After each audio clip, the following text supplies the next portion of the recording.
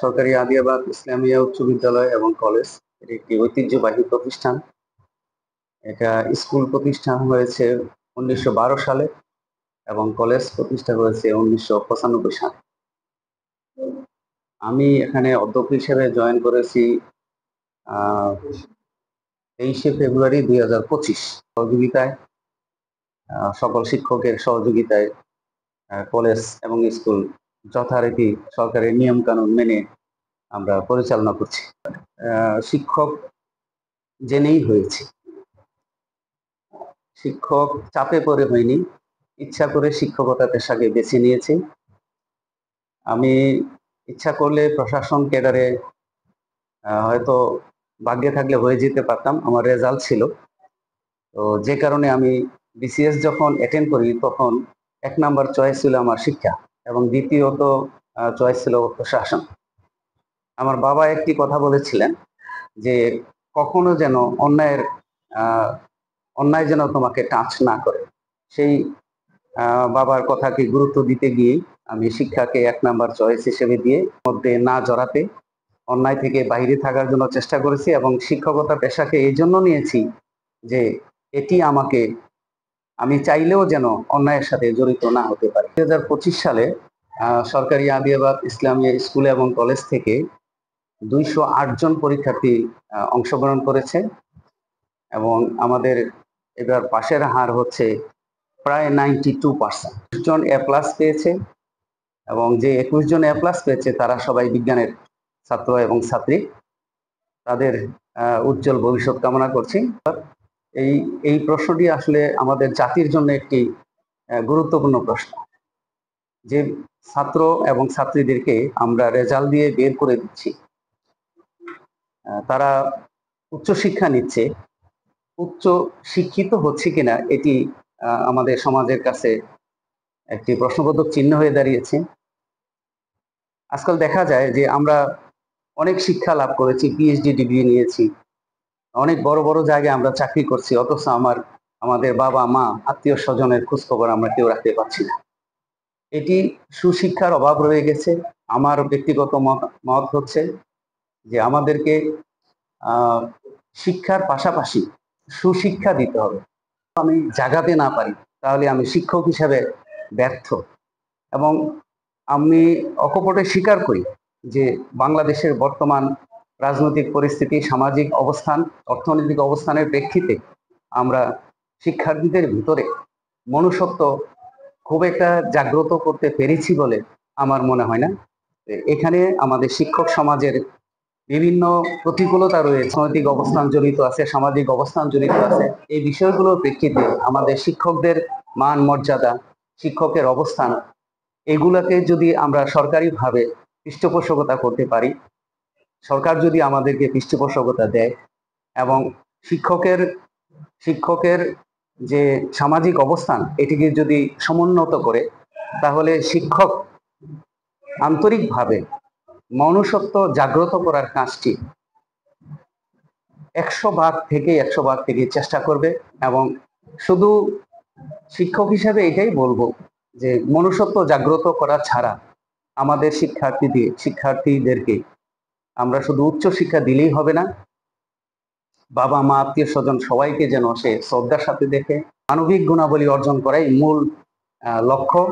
উচ্চ শিক্ষিত হওয়ার চেয়ে সুশিক্ষিত হওয়া এবং মনুষ্যত্ব অর্জন করাই তার মূল দায়িত্ব হওয়া উচিত বলে আমি মনে করি।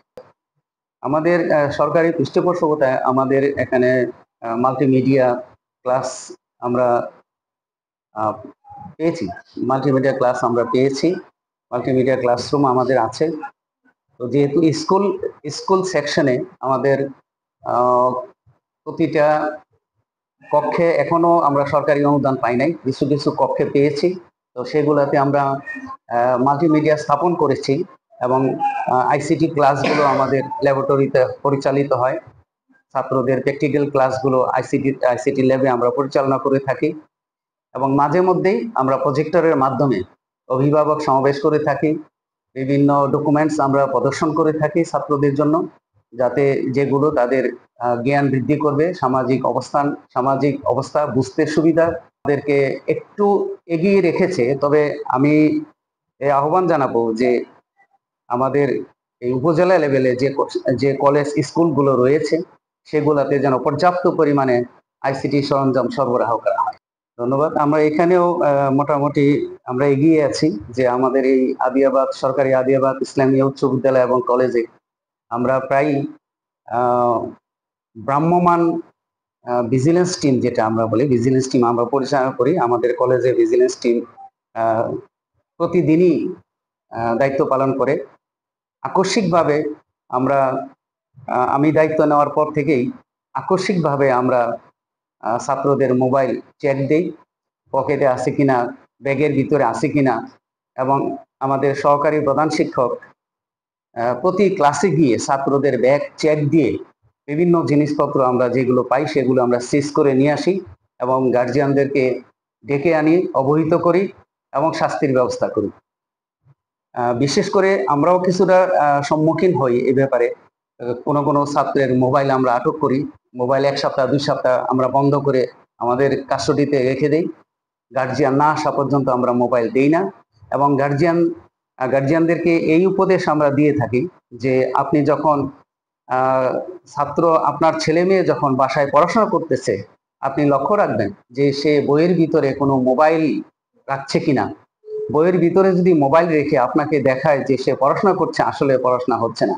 কাজেই গার্জিয়ানদের অভিভাবক সমাবেশের মাধ্যমে এবং ব্যক্তিগতভাবে যে সকল গার্জিয়ান আমাদের কাছে আসে, আমরা যাদেরকে ডেকে আনি তাদের সবাইকে আমরা একটাই বলি যে আপনি আপনার বাচ্চার রুমে, আপনার সন্তানের রুমে প্রায়ই আসা যাওয়া করবেন, যাতে সেই মোবাইল একাধারে ব্যবহার করার সুযোগটা না পায়।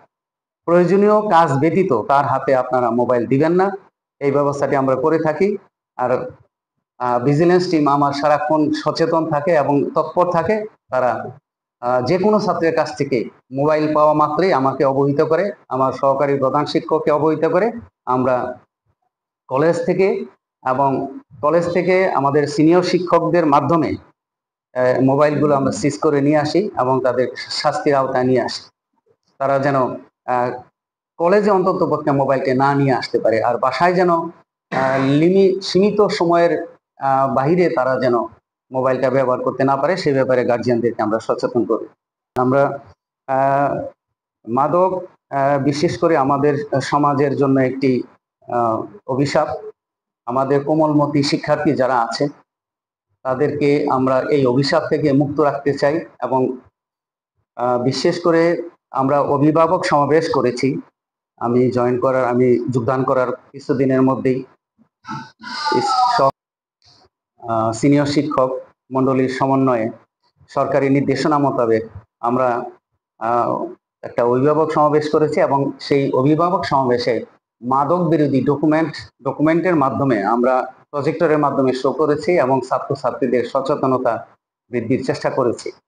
অভিভাবকদেরকে আমরা এর কুফল সম্পর্কে অবহিত করেছি, যাতে তাদের সন্তানদের প্রতি তারা লক্ষ্য রাখে, সন্তান কার সাথে মিশছে, কখন প্রতিষ্ঠানে এসে পৌঁছেছে কিনা, এটি গাইড টিচার এবং শ্রেণী শিক্ষকের মাধ্যমে টেলিফোনের মাধ্যমে অবহিত হওয়ার জন্য তাদেরকে অনুরোধ করেছি এবং বাসায় সে ঠিকমতো পৌঁছেছে কিনা, স্কুল ছুটির পরে, কলেজ ছুটির পরে সে বাসায় পৌঁছেছে কিনা, এই ব্যাপারে আমাদের কাছ থেকে তথ্য নেওয়ার জন্য অনুরোধ করেছি।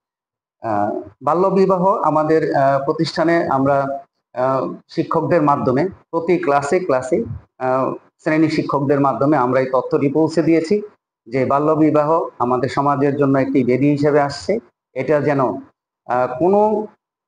কোনো আমাদের এই কোমলমতি শিশুরা যদি কেউ আক্রান্ত হয় যেন আমাদের শ্রেণী শিক্ষককে অবহিত করে এবং আমরা আমাদের প্রতিষ্ঠানের পক্ষ থেকে গার্জিয়ানদেরকে বুঝিয়ে যেন ওই বাল্যবিবাহ রোধ করা যায় সে ব্যাপারে আমরা বক্তব্য রেখেছি। আর প্রতিদিন আমাদের এখানে সমাবেশ হয়, সমাবেশে আমরা বাল্যবিবাহের কুফল এবং মাদকের কুফল সম্পর্কে আমরা প্রতিদিনই ছাত্রদেরকে অবহিত করে থাকি।